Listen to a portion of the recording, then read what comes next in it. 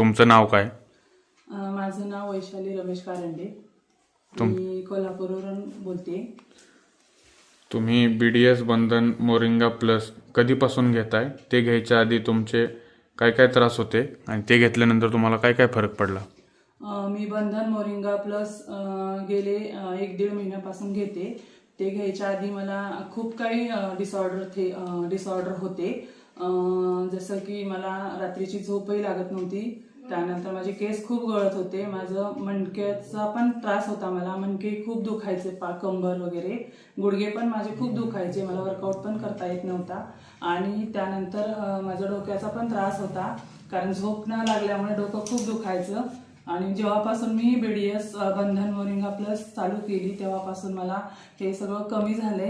Plus मला मूळव्याधचा पण त्रास होता, तोही आता माझा बऱ्यापैकी 75% कमी झालाय. झोपेचा त्रास माझा 101% कमी झालाय.